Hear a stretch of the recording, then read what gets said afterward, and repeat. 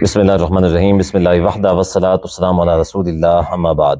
محترم ناظرین، کئی سارے مولوی، کچے پکے مولوی جو ہیں وہ انجینئر محمد علی مرزا کے دفاع میں میدان میں آ گئے ہیں۔ اچھا، یہ ایک بات ذہن میں رکھیں کہ اکثر جو علماء ہیں، یا ایسے کہہ لیں اس وقت سارے علماء جو ہے نا انجینئر کی گستاخی کے اوپر متفق ہیں کہ انجینئر نے گستاخی کی ہے۔ باقی اس کے علاوہ کچے پکے کچھ مولوی ہیں، کچے پکے مولوی یہ بیان دے رہے ہیں، کچے پکے۔ ایک تو میں نے ایسے مولوی دیکھے ہیں کہ جن بیچاروں کو گھاس ہی نہیں ڈالتا، اور جن بیچاروں کا علمی لیول یہ ہے کہ کسی کے سامنے بیٹھ ہی نہیں سکتے، ٹھیک ہے۔ تو ایسے کچے پکے مولوی، ٹھیک ہے، وہ انجینئر محمد علی مرزا کے دفاع میں میدان میں آئے ہوئے ہیں، اور وہ کہتے ہیں یہ کوئی گستاخی نہیں۔ اچھا، گستاخی کیوں نہیں ہے؟ گستاخی اس وجہ سے نہیں ہے، وہ کہتے ہیں مرزا نے تو نقل کیا ہے۔ مرزا نے کیا کیا ہے؟ نقل کیا ہے۔ اب نقل کرنے کے اوپر تو گستاخی جو ہے نا وہ نہیں ہوتی۔ اچھا جی، دلیل کیا ہے؟ دلیل کیا ہے اس کی؟ دلیل یہ ہے جی کہ نقل کفر نہ باشد، نقل کفر نہ باشد، اس کا مطلب یہ ہے کہ گستاخی نہیں ہے۔ یعنی جہالت کی انتہا چیک کریں، ان کی جہالت کی انتہا چیک کریں۔ مفتی طارق مسعود ہو اور کئی نمونے قسم کے، ٹھیک ہے، نمونے قسم کے مولوی دلیل کیا دے رہے ہیں؟ دلیل یہ دے رہے ہیں کہ نقل کفر نہ باشد، بھی کفر کو نقل کرنے سے بندہ کافر نہیں ہوتا۔ پہلی بات تو یہ ہے کہ یہ کوئی کفر والا مسئلہ نہیں ہے، گستاخی والا مسئلہ ہے۔ دوسری بات یہ ہے کہ نقل کفر نہ باشد یہ فارسی کا ایک مقولہ ہے، ٹھیک ہے، یہ کوئی حدیث یا قرآن کی آیت نہیں ہے، نہ یہ حدیث ہے نہ قرآن کی آیت ہے۔ تو اس سے یہ پتہ نہیں ان جہلاء نے یہ مسئلہ کیسے ثابت کر لیا، کیسے ثابت ہو گیا کہ جناب مرزا نے گستاخی نہیں کی ہے۔ گستاخی اور چیز ہے، کفر اور چیز ہے۔ گستاخی اور کفر میں فرق ہوتا ہے۔ گستاخی اور کفر میں کیا فرق ہے؟ مثال کے طور پہ ہر کافر جو ہے وہ گستاخ نہیں ہے۔ اب ہر کافر کو گستاخ کہہ سکتے ہیں؟ نہیں کہہ سکتے۔ کیوں؟ کیونکہ کفر کے اوپر گستاخی لازم نہیں آتی، ضروری نہیں ہے کہ اگر وہ کافر ہے تو گستاخ بھی ہوگا۔ دوسری بات، ہاں، ہر جو گستاخی ہے وہ کفر کے لیول کے اوپر بھی نہیں ہوتی۔ ہر گستاخی کفر کے لیول کے اوپر بھی نہیں ہوتی کہ گستاخی کرنے والا کافر ہو جائے۔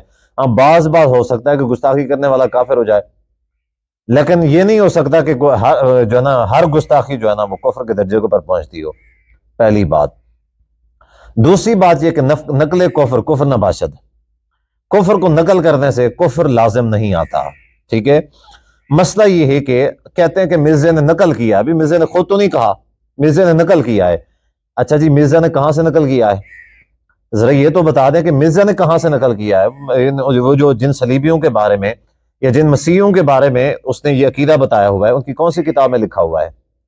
ذرا بتائے تو، ہمیں حوالہ دکھائے تو، کہ پھر وہ ثابت کرنے کی کوشش کرتا ہے۔ نبی علیہ الصلوۃ والسلام نے فرمایا ثلاثون کذابون دجال، نبی پاک نے فرمایا کہ میرے بعد جو ہے نا 30 جھوٹے دجال آئیں گے، کلہم یزعم انہ نبی، ہر جو ہے نا نبوت کا دعویٰ کرے گا۔ اس کا مطلب یہ جو جس کے نزدیک جھوٹا ہے، اس کا مطلب جو جس کے نزدیک جھوٹا نبی ہے وہ دجال ہے، چونکہ وہ ہمارے نبی کو جھوٹا نبی کہتے ہیں، وہ دجال۔ یعنی اس نے حدیث کی روشنی میں یہ ثابت کر دیا کہ نبی نعوذ باللہ نبی علیہ الصلوۃ والسلام ایسے تھے۔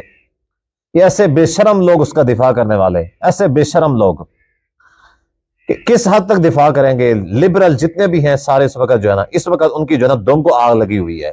جیسے دم کو نہیں آگ لگ جاتی، ایسے بھاگ رہے ہیں، ایسے دوڑ رہے ہیں، ایسے مر رہے ہیں جیسے ان کے اوپر موت آ رہی ہے، جیسے ان کا باپ پکڑا گیا ہو۔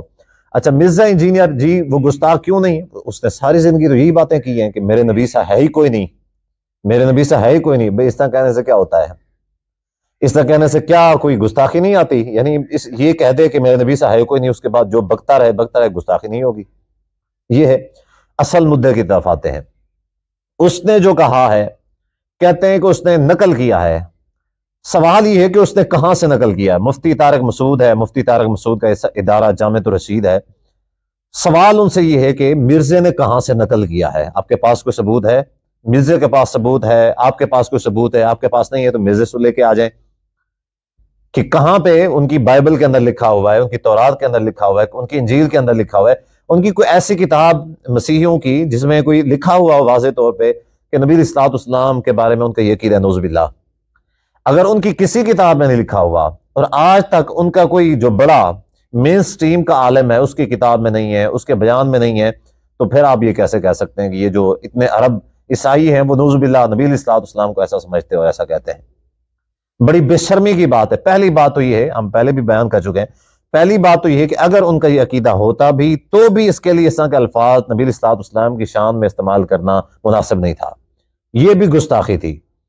یعنی مرزا انجینئر کے باپ کو کوئی گالیاں دیتا ہے مثال کے طور پہ، ٹھیک ہے، میں مثال دے کے بیان کرتا ہوں، مرزا کے باپ کو کوئی لانتی کہتا ہے، کہتے بھی ہوں گے لوگ، لیکن بہرحال کہتے نہیں کہتے اس سے ہمارا مسئلہ نہیں ہے۔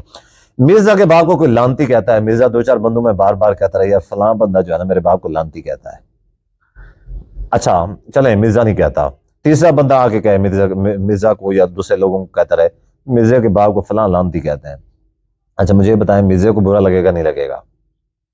مرزا کو برا لگے گا یا اچھا لگے گا؟ ظاہر ہے کہ مرزا کو برا لگے گا۔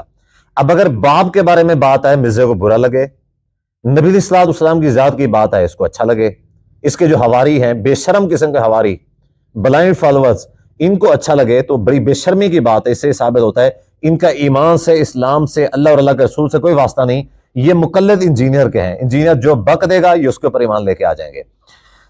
منقول ہے، کہتے ہیں انجینئر نے نقل کیا، کہاں سے نقل کیا ہے؟ چلیں کہاں سے، اگر چلیں مان لیتے ہیں کہ مرزا نے نقل کیا ہوتا، پھر چلو ہم پھر بھی گستاخی تھی، اس طرح کے الفاظ نبی علیہ السلام کی شان میں اس طرح کے الفاظ کہنا پھر بھی گستاخی تھی، لیکن چلو ہم رعایت دے دیتے ہیں، آپ کے لیے ہم اپنا دل بڑا کر لیتے ہیں کہ چلیں مان لیا کہ کسی نے کہا ہے مرزا نے ان کی بات کی ہے، تو ہمیں ثبوت دکھاؤ بھائی، کہاں پہ کوئی ثبوت تو ہے؟ اگر کوئی ثبوت نہیں تو پھر یہ کہنا کہ نقل کیا ہے، اس کا مطلب یہ ہوا کہ اگر کسی نے کوئی بات نہیں کہی، کسی نے اگر کوئی بات نہیں کہی اور ہم اس کی کہی ہوئی بات اس کے سر لگا کے، ٹھیک ہے، اس کے کھاتے لا کے ہم کہہ دیتے ہیں بھی اس نے جو نا فلاں بات کی ہوئی ہے، یا کسی کے کھاتے میں بندہ ڈال کے یہ کہ نبی علیہ الصلوۃ والسلام کی توہین کر دے، اللہ تعالیٰ کی توہین کر دے، کسی نبی کی، کسی مقدس ہستی کی توہین کر دے، فلاں یہ کہتا ہے، اس کا مطلب یہ گستاخی نہیں ہے۔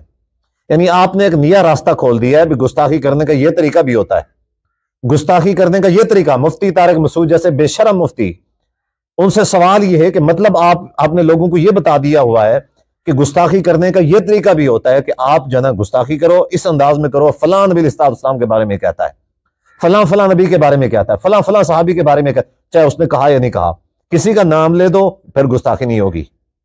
جس طرح آپ کی فقہ کی کتابوں میں کتاب الحیل، ہیلے بہانے آپ لوگوں نے ڈالے ہوئے ہیں، زکوٰۃ کے حوالے سے، روزے کے حوالے سے، حج کے حوالے سے، زنا کے حوالے سے، حدود کے حوالے سے، جس طرح آپ لوگوں نے ہیلے بہانے ڈالے ہوئے ہیں، اس طریقے سے وہ کر لو، شراب کچی پکا کے پی لو جائز ہے، فلاں کام کر لو اس طریقے سے جائز ہے، فلاں بڑی کتاب لکھی ہوئی ہیں، بڑی ساری تمہاری جو نا مسئلے مسائل لکھے ہوئے ہیں، جس نے جو ہے نا حرام مردہ جانور کے ساتھ جس نے بدفعلی کر لی اس کے پر کوئی حد نہیں ہے، اس کے پر کوئی حد نہیں ہے، یا اس کا روزہ اس سے نہیں ٹوٹتا، یہ تمہاری کتابوں میں ہیلے لکھے ہوئے ہیں، اور بے شرمی کے ساتھ تم نے اپنے جو نا وہ جو ہیلے لکھے ہوئے ہیں انہیں کے اوپر عمل کرتے ہوئے مرزا انجینئر کو فرار کروا دیا ہے کہ مرزا انجینئر کو کوئی گستاخی نہیں کی ہے۔ اور میں یہاں پہ یہ کہنا چاہتا ہوں کہ یہ بات دلیل کے ساتھ، اب مرزا کے جو لونڈے لپاڑے ہیں، میں اس طرح کے الفاظ استعمال نہیں کرتا، لیکن چونکہ یہ صحابہ کے بارے میں انجینئر مرزا نے انصار صحابہ کے بارے میں یہ کہا ہوا ہے، ان کے جو لونڈے لپاڑے تھے، اور بے شرم، ایسے بے شرم جو اس کے پاس انٹرویو لینے کے لیے پہنچ جاتے ہیں،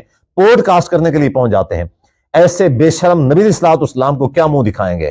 مجھے یہ بتائیں، یہ قیامت کے دن نبی علیہ الصلوۃ والسلام کا سامنا کیسے کریں گے کہ جو نبی علیہ الصلوۃ والسلام کے صحابہ، نبی علیہ الصلوۃ والسلام کے جان نثار ساتھی، نبی علیہ الصلوۃ والسلام سے محبت کرنے والے، آپ کے لیے مال اور جانیں قربان کرنے والے تھے، یہ ان کو لونڈے لپاڑے کہتا ہے اور یہ پوڈ کاسٹ کرنے کے لیے پہنچ جاتے ہیں اور ان کو پتہ کا نہیں چلتا۔ چلیں آگے چلتے ہیں، کہتے ہیں کہ مرزا نے نقل کیا ہے، یعنی آپ نے ایک نئی راہ کھول دی ہے کہ جو بھی گستاخی کرنا چاہے اس طریقے سے گستاخی کر لے، یعنی صاف الفاظ میں نہ کہے، اپنی طرف سے نہ کہے، بلکہ کسی کی طرف منسوب کر کے کہہ دے کہ فلاں نبی الاسلام کے بارے میں کہتا ہے، فلاں صحابی کے بارے میں کہتا ہے، فلاں نبی کے بارے میں کہتا ہے، چاہے اس نے نہیں کہا، بے شک اس نے نہیں کہا، لیکن اس کے کھاتے میں ڈال دے گا تو پھر گستاخی نہیں ہوگی۔ یہ کیسی بے شرمی اور ہٹ دھرمی ہے۔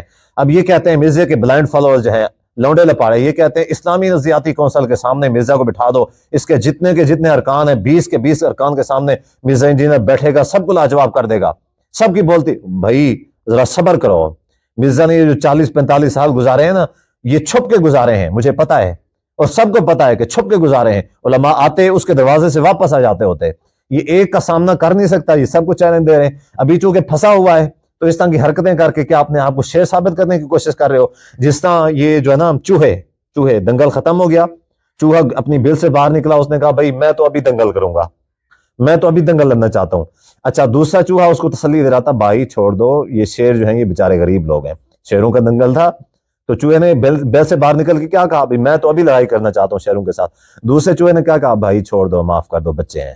اب یہ وہی کام چلا ہوا ہے مرزا کے بلائنڈ فالوورز کا، اب یہ اس کو شیر بنا رہے ہیں، بلا وجہ سے شیر بنا رہے ہیں، کسی بھی طریقے سے علماء کے اوپر، صحابہ کے اوپر، نبی انبیاء کے اوپر، مقدس ہستیوں کے اوپر تان کر کے یہ مرزا کو شیر بنا رہے ہیں۔ چلو بھائی قیامت آئے گی، ضرور آئے گی، اور قبر بھی آئے گی انشاءاللہ، لگ پتا جائے گا۔